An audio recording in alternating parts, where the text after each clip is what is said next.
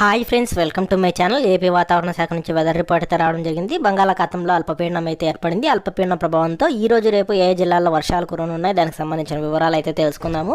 వీడియోనైతే స్కిప్ చేయకుండా చివరి వరకు చూడండి. వీడియోలోని ఇన్ఫర్మేషన్ నచ్చినట్లయితే ఛానల్ని సబ్స్క్రైబ్ చేసుకోండి. వీడియో యూస్ఫుల్ అనిపిస్తే మీ ఫ్రెండ్స్ అండ్ ఫ్యామిలీ మెంబర్స్కి మన వీడియోస్ని అయితే షేర్ చేసి నాకు సపోర్ట్ చేయండి. అలాగే చాలామంది వీడియోస్ చూస్తున్నారు కానీ లైక్ చేయట్లేదు.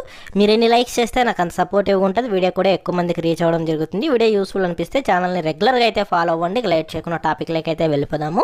ఉత్తర బంగాళాఖాతంలో అల్పపీడనం అయితే కొనసాగుతోంది. దీంతో పాటు ఉత్తర ఒడిశా, పశ్చిమ బెంగాల్ తీరాలు కానుకొని ఉపరితల ఆవర్తనం కొనసాగుతోంది. ఇక సగటు సముద్ర మట్టానికి 7.6 కిలోమీటర్ల ఎత్తులో నైరుతి దిశగా ఆవర్తనం అయితే ఉంది.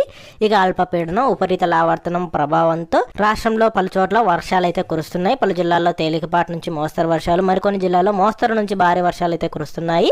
ఇక వచ్చే 3 రోజుల పాటు వర్షాలు కురిసే అవకాశం ఉన్నట్లు ఈ మేరకు ఏపీలోని పలు జిల్లాలకు వాతావరణ శాఖ అయితే ఎల్లో అలర్ట్ అయితే జారీ చేసింది. రాష్ట్ర వ్యాప్తంగా పలు చోట్ల 3 రోజుల పాటు వర్షాలు కురిసే అవకాశం ఉన్నట్లు, ఉరుములు మెరుపులతో కూడిన వర్షాలు కురిసే అవకాశం ఉన్నట్లు వాతావరణ శాఖ అయితే తెలిపింది. పలు ప్రాంతాల్లో ఈదురుగాలు వీస్తాయని, పిడుగులతో కూడిన వర్షాలు కురుస్తాయని వాతావరణ శాఖ అయితే వర్ష సూచన అయితే జారీ చేసింది. ఇక వీటితో పాటు ఆంధ్రప్రదేశ్ మరియు యానాంలో దిగువ ట్రోపవరణంలో నైరుతి దిశగా మరియు పశ్చిమ దిశగా గాలులు అయితే వీస్తున్నాయి. ఇక వీటి ఫలితంగానే ఏపీలో ఇవాళ రేపు కాకినాడ, విజయనగరం, అల్లూరి సీతారామరాజు, అనకాపల్లి, పార్వతీపురం మన్యం, ఏలూరు, తూర్పుగోదావరి, కోనసీమ, కృష్ణ, పశ్చిమ గోదావరి, నంద్యాల, నెల్లూరు, ప్రకాశం, వైఎస్ఆర్ కడప, తిరుపతి, చిత్తూరు, అన్నమయ్య జిల్లాల్లో తేలికపాటి నుంచి మోస్తరు వర్షాలు, అక్కడక్కడ భారీ వర్షాలు కురిసే అవకాశం ఉన్నట్లు వాతావరణ శాఖ అయితే హెచ్చరికలు జారీ చేసింది.